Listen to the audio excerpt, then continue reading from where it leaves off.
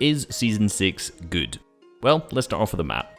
Originally, when I saw the picture of the map leaked before the game actually went live, I was actually a bit disappointed to see that it was just the mid-map that had changed yet again. I feel like this is always the change that we see to the new maps coming out, and I was just kind of disappointed to see the same edges around again. However, once we actually start jumping into it and playing, we kind of realized that everywhere in this map is viable in terms of drop spots, and there's just a huge amount of loot spread out generally. The edges of the map feel very, very different because there's a lot of the towers that move on, and there's a lot of different bridges with a lot of loot once you've left these POIs. So Steamy Stacks, for example, once you fly out of Steamy Stacks, there's a Guardian Tower right there which has more loot in it, and then once past that point, it's all completely different with tons more loot spread out overall.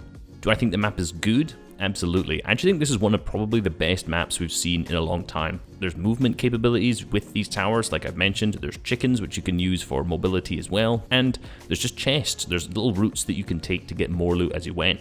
Last season, once you'd left your POI in a really stacked area, the majority of the times you were going to be finding zero loot along the way. Everything was going to be looted as you went. Now, there's just these routes you can continually grab more chests, more loot as you go, so if you're scuffed, you're not completely ruined for the rest of the game. But what about crafting? This has been a big discussion right now, and I actually saw a tweet earlier on Twitter that made me laugh. It just said, remove all primal and makeshift weapons, and this would be the best meta we've ever had. And it just made me laugh because that's basically saying remove 50% of what's in the game right now, and the game will be good. But here's what I think about crafting. Crafting as an idea is really good, but I feel like the balance changes to it need to be made just to make it a little bit more even. We'll talk about the primal shotgun later, but it's busted. But right now, the makeshift weapons are bad, and I like the fact that nearly everyone is getting kind of poor loot off spawn, and then you have to take a minute or two to upgrade to get something good to be able to fight.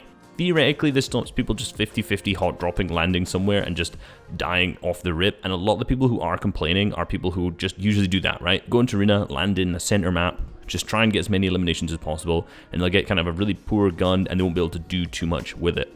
However, if you actually spend a minute looting and actually changing that up and upgrading it anywhere, in particular in arena, it's not as bad in tournaments because obviously players are doing this anyway. It's very easy this season to get really good loot.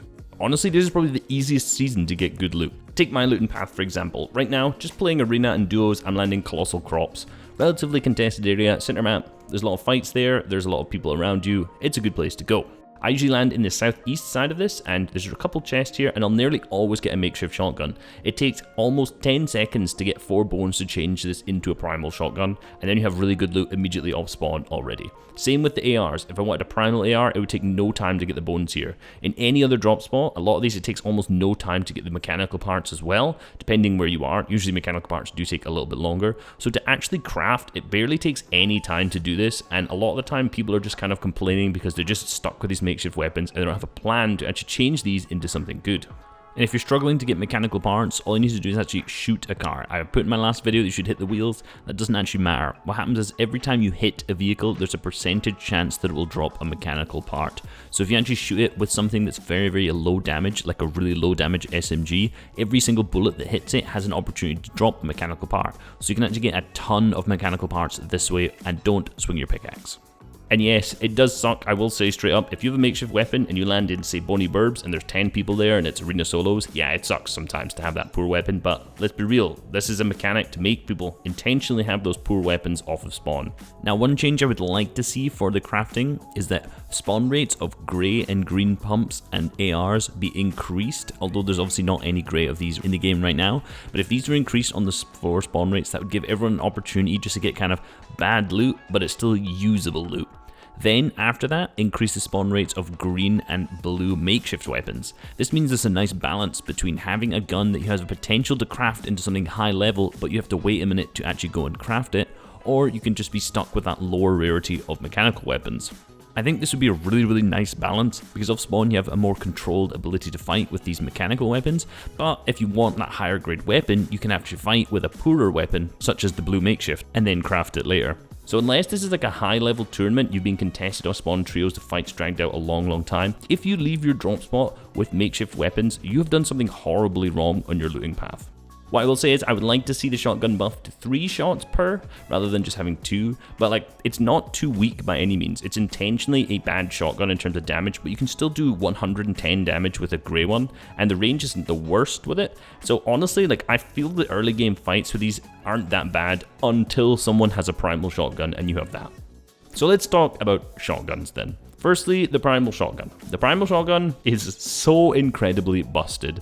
It is by far the easiest weapon to use ever, and in particular if you're on the sticks like I'm currently playing, it is so broken. And I will happily outright say that this weapon needs to either go or be heavily nerfed. I would prefer to see it go. And the reason for this is, if this gun is nerfed so that it's not overpowered, it's just kind of a useless weapon that fills up loot pool because no one's really going to want to take it. And if it's nerfed only a little bit, that makes it still very powerful to the point where you're promoting a playstyle where people are just going to jump in your box. So I think either way, just the mechanics and the way that the primal shotgun works, I honestly don't see it fitting into a competitive meta that well, really regardless of what it is. Any elimination you see with this gun is just someone either coning them, jumping in the box, and picking up an easy elimination. I've had a ton of 1v2 moments with it so far, and I'm not a good player by any means. It is just incredibly strong, plus there's a mythic one, which is ridiculously strong. So overall, not a fan of the primal shotgun by any means, in particular off spawn. So again, if you're landing somewhere right now that has bones, you can get them easily. Always upgrade to the shotgun. Almost instantly, you will win your off spawn fights. The changes to the pump shotgun, I absolutely love. So you can actually get a grey pump because it's not found on floor spawns, and if you craft one, it already goes to green, so you can't actually get a grey one at all. However, this gun, I love the differences in the damage. The purple not being able to one pump anymore does 189 damage. There's changes to the headshot multipliers so that the lower rarities do better body shot damage.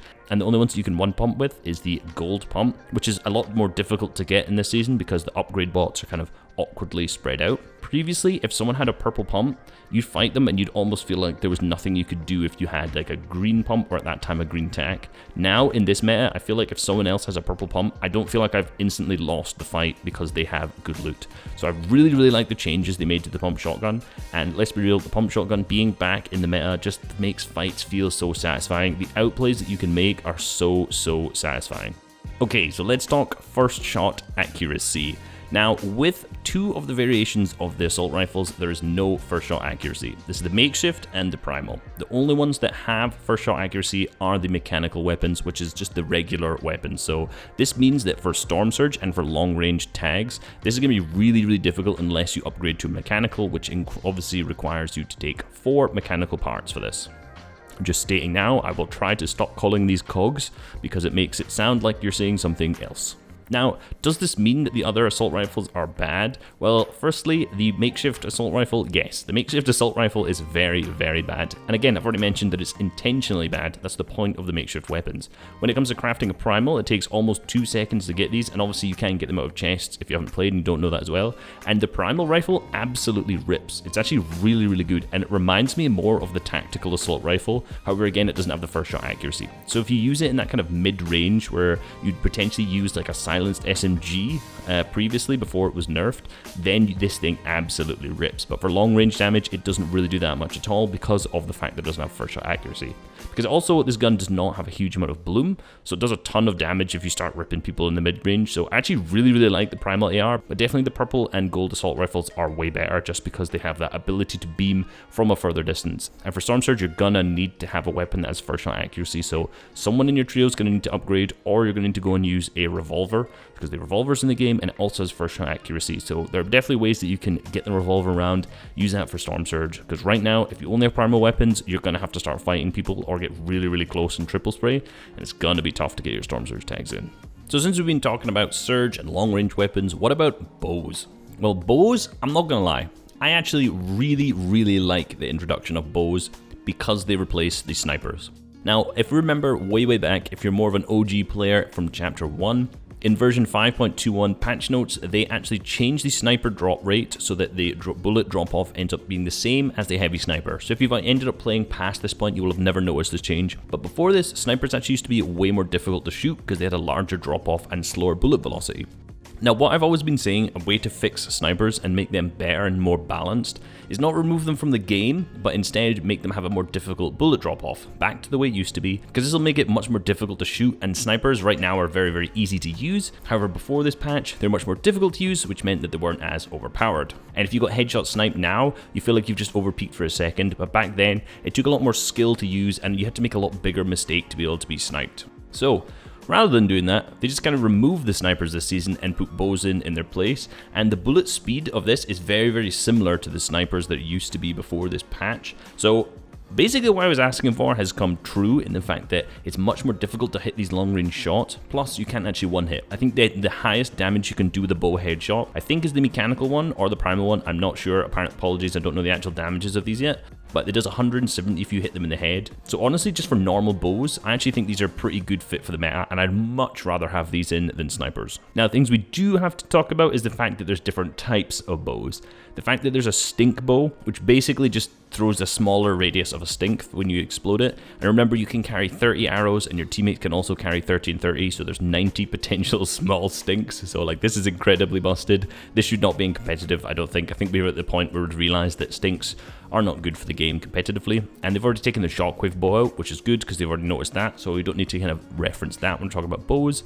The fire bow, now I probably think this is worth taking in the trios in a kind of stacked lobby, in particular if you're a high ground team, because you can just spray down fire below, in particular if you're going across a grassy area, which a lot of the map is right now. You can set all of the low ground on fire using the fire bow, so this could be very, very good for high level trios.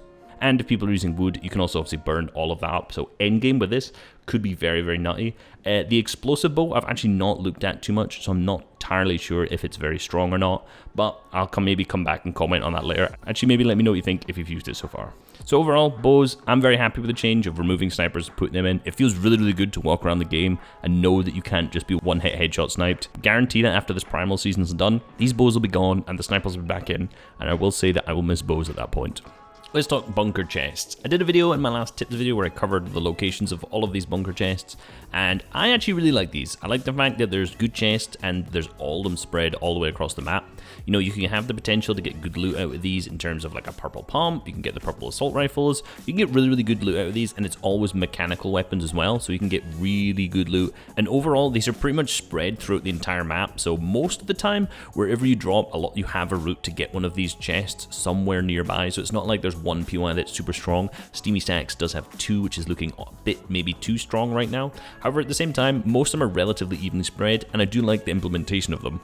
I don't like, for a competitive sake, that you can get rocket launchers out of these. Rocket launchers, again, I think we've established as the seasons have gone on that aren't necessarily that good for competitive. Everyone in the endgame having rocket launchers is not good. It's not a skilled meta. It's way too easy just to destroy and disrupt the endgame. High ground retakes are very, very easy, and if you're on high ground, you can just spam rockets down below. Overall, having rocket launchers in the game is amazing, and last season, you know, we saw the power of the rocket launcher being used from Hydro 16 over and over again throughout the FNCS. Hydro 16 was the drop spot that had the most victory royales out of any drop spot, so a very, very good, and let's be real, rocket launcher was probably a lot of the reason for that.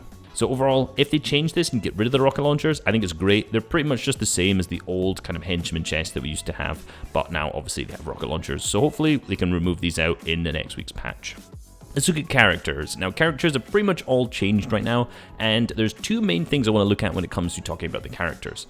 Firstly, there's the fact that you can upgrade using these characters. Now, upgrading using the characters is something that we've kind of seen last season, and I like this. Maybe a little bit too much of the distribution of them towards the edges of the map, but I guess in an arena game in particular, this will make you kind of land further edge if you want to upgrade, and the people who are in the middle have that worse loot. So obviously the fact that you can upgrade around the edge of the map does kind of promote you landing there, right? If you want to land slurpy swamps rather than landing somewhere completely center map, this will allow you to then rotate somewhere to get an upgrade. And then another thing is there are AI that can also reveal the next zone for you, kind of like a Storm Scout sniper. Now, do I think this should be in competitive? Depends how much gold it is. I'm not entirely sure how much gold it is completely because I haven't checked at this point. However, I'm not against it completely, but I'd probably rather it not be used in the game. Because it's stationary, you can only check one zone, or potentially if you pull that next zone, maybe the zone after that.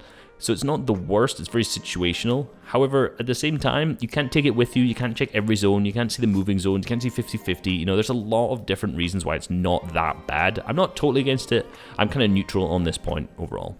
There's also rifts that you can use, so I think there's one in Lazy Lake. You can speak to the character there and you can get a rift. Am I fussed about this? Not necessarily. It's good for W keying in Arena, and honestly, in a high-level stacked competitive game, if you use a rift mid-game, you will be beamed out the sky. Like, there's no doubt about it. People who are set up for storm surge attacks, you will get straight beamed out the sky. Now, one of the interesting things I actually mentioned, obviously, there's very low amount of first shot accuracy weapons, so using this rift actually might be safer sometimes than this season than maybe in Season 4 when we had the rifts around Stark Island. So I will actually be interested to see in the kind of first tournaments how this really plays out. What are the top teams really doing when it comes to using these rifts to rotate? Are they going to be using them at all? Or are they going to be using them very, very early, very late?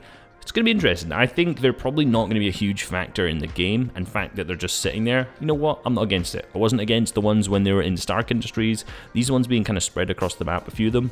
I'm okay with it. Okay, so let's look into the fishing side of things. One of the things that I really, really like, and never understood why they actually removed it, was the removal of the spicy fish. They're now back this season, which is great. If you don't know, they're basically just like using a peppers that increase your speed to 1.25 times. So the fact that they're back in the meta is absolutely fantastic. So happy to see these back. And the kind of spawn rate seems to be relatively high of them when you're using a normal fishing rod as well, which means that your team can get relatively easy mobility. And if you don't know anything about this season, there is pretty much no mobility outside of these peppers. There's chickens, but you're not going to be using a chicken in-game, so having spicy fish, being able to fish them, is actually really, really good, and I love that these are implemented back into the game. There also seems to be a lower chance of getting normal weapons from fishing, so it seems to be more fish, which is good, because every time you fished, it always seems kind of frustrating that a lot of times you just fish up a weapon. Sometimes, you know what, I just want a boot, or I want a fish, that's it, I don't want a gun. Let's talk stinkfish and let's talk cuttlefish second. Both of these should not be in competitive, straight up. Stinkfish are just like stinks. I've already mentioned that these are in the game, and I don't think stinks are good for the competitive scene, and I definitely don't think the ability to change these into a stink bow is good either, so I just think straight up these things shouldn't be in competitive. When it comes to the cuttlefish, I don't know if it's a bug, but you can one-shot people with 200 HP inside of a box through 2 layers of builds. Surely this is a bug. It seems incredibly broken right now. Again, another item that I just don't really think should be in the game. It seems like C4. Potentially it's just not coded properly and there's just a kind of bug, an error within it, whatever it is. But the way that they're working right now, and you can 200 a full trio inside a box, there's something not right with this weapon, and I don't think these should be in. But overall, I like the changes to fishing, less weapons when you're actually fishing, and having spicy fish is good. Just hopefully these two are going to be removed. So in conclusion, is Chapter 2 Season 6 good? Well, honestly, I think so. From a casual perspective, I think it's fun. The intricacies of the weapons and the map changes are really, really refreshing and new. For Arena and just W keying, I think it's fun. Obviously not as good for the 50-50 players, so the people who want that 20 mom, but having a pump back and having such free availability to getting this and very easy to get generally is awesome. That being said, obviously there's some things I would like to see changed. The primal shotgun being removed is the first one because this does ruin a lot of the fights. You know, you're playing very, very well with a pump shotgun, suddenly you get coned, and a guy just 200-0s you with a primal shotgun. The stinkfish and the stink bow are the two things in particular that I'd like to see removed from the game, and on top of that, having changes to the cuttlefish as well, to ensure you can't just kind of wipe out a whole team Dynamite style with it. Honestly, I'm enjoying playing this season a lot more than any other I've played so far, and once the tournaments start rolling in, then we can start breaking down how it's actually playing out in competitive style, and once the meta has changed to remove some of these other items, if they end up getting removed. Hope you guys enjoyed this video. Peace!